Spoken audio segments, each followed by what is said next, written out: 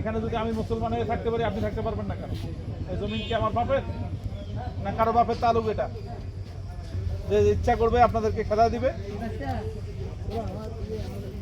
হওয়ার কিছু নেই।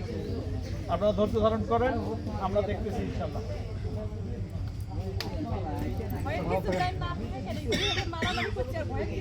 না, পুরুষদের মারলে সেটা আমরা অতখানি হলাম না। দেখেন আমাদের নারী মানুষের বাড়ি পুরুষদের মাঠে গেছে কাজ করতে, একবার ডাঙাডাঙি নিচ্ছে, তবে কালীপুর এলাকা সব ভাগে দিছে। তবে যাই হোক, যাবার হয়ে গেছে। ওরা খেম নিয়ে আসিয়া সবাই মিলে মানে কয়েকটা গুন্ডা পান্ডা সবাই নিয়ে আসিয়া বাড়ির তো পুরুষের ঘর নেয়, ঢুকিয়ে মহিলাকে ধরছে, মহিলাকে মারছে।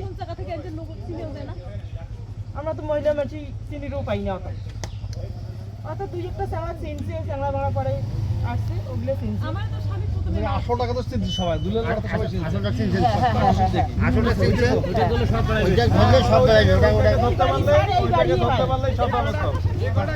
আজান হইছে, নামাজ যাবো তো, চলে যাবো। হ্যাঁ, আর এই গাড়িয়ে হয়, এই গাড়িয়ে হয় স্যার, এই গাড়িয়ে ওই জন্য পাশাপাশি ছেলে দেখিয়া আমাদের পুরুষগুলো কথা বলবো না আমার।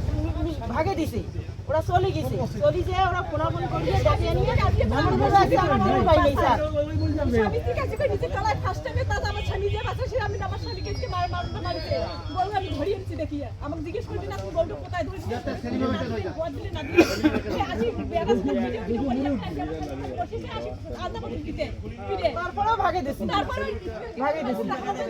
ভাই তুইও যা, তুমিও যা, আমার স্বামী রাখছে মধ্যে তুমি বল এই সময় মধ্যে একটা তারপরে কত পানি কি আসছে হাসিতে বাইরে কত টাকা পয়সা খরচ করে নিয়ে দিচ্ছে পুরা তো সব সময় থেকে আপনি কি মানুষের বাড়ি ভাই এই দাদা আছে, এই আমরা বিশেষ চাই স্যার।